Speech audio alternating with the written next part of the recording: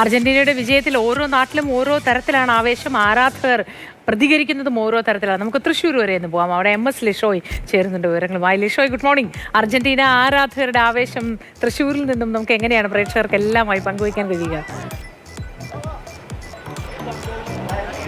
Moti, good morning. അർജന്റീനയുടെ കളിയുടെ ആവേശം, ഇംഗ്ലണ്ടിന്റെ കളിയുടെ ആവേശം അത് അവസാനിക്കുന്നില്ല. കാരണം അത് പുലർച്ചെ വരെ കാത്തിരുന്ന് കണ്ട് ആ ആവേശമൊക്കെ അവിടെ അവസാനിക്കുക മാത്രമല്ല, അത് കഴിഞ്ഞ് ജോലിക്കൊക്കെ എത്തുമ്പോൾ ഞാനിപ്പോൾ നിൽക്കുന്നത് തൃശ്ശൂർ മീൻ മാർക്കറ്റിലാണ്. ഇവിടെ എത്തിയാൽ വളരെ രസകരമായ കാഴ്ചകളാണ്. ഇവിടെ എല്ലാവരും പല ടീമാണ്, പക്ഷേ വളരെ ആവേശത്തോടു കൂടി തന്നെയാണ് ഈ ഫുട്ബോളിന്റെ ഒരു കാര്യം കാണുമ്പോൾ എല്ലാവരും പല ആളുകളും പല അഭിപ്രായമാണ് പറയുന്നത്. ചേട്ടാ, എങ്ങനെയുണ്ട് ഇത്തവണത്തെ കളി? കളി ഇന്നലത്തെ കളി കണ്ടാ പോരെ, നമുക്ക് പോരെ. നമ്മുടെ ചെക്കൻ കളിച്ച കളി കണ്ടാ പോരെ. മെസ്സി ഈ വർഷവും അവൻ കപ്പെടുക്കും. നമ്മുടെ മിശിക ആ കാര്യത്തിൽ ഒരു വ്യത്യാസം. കളി ടെൻഷനായ ഫസ്റ്റ് ഗോൾ അടിച്ചിട്ട് സമയം കുറെ പോയില്ലേ, മനുഷ്യൻ ടെൻഷൻ ആവാണ്ടിരിക്കോ? 2-3 പെഗ് അതിന്റെ പിന്നാലെ പടപടപടാതെ പോയി. നിങ്ങളെല്ലാവരും അർജന്റീന ഫാൻസ് തന്നെയാണോ?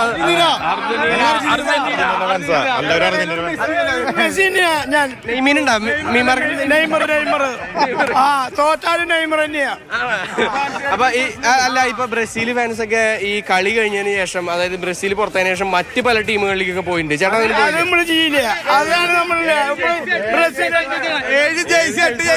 മാറി മാറിയിട്ടിട്ട് ഓരോ ദിവസം കളിയാണ് പറഞ്ഞത്.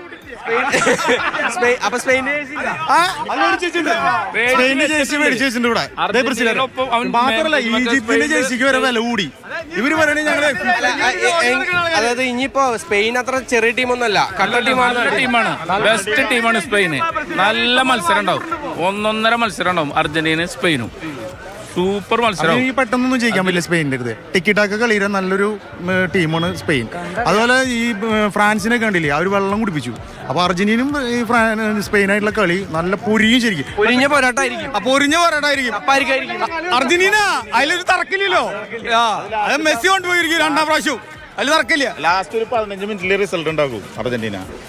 അതെ, എന്തൊക്കെ വന്നാലും തിരിച്ചുവരവ്, അർജന്റീനയുടെ തിരിച്ചുവരവ്, അതിനെയാണ് എല്ലാവരും പ്രശംസിക്കുന്നത്. മാത്രമല്ല, നമ്മളെല്ലാം കണ്ടതാണ് അവസാന രണ്ട് കളിയിലും അവസാന സമയത്ത് വളരെ വലിയ മുന്നേറ്റം തിരികെ കണ്ടതാണ്. അത് തന്നെ വീണ്ടും ഈ ഫൈനലിലും കാണാൻ സാധിക്കും. ഫൈനൽ എന്തായാലും മെസ്സി കപ്പെടുക്കുമെന്ന് തന്നെയാണ് തൃശ്ശൂർക്കാരും പറയുന്നത്.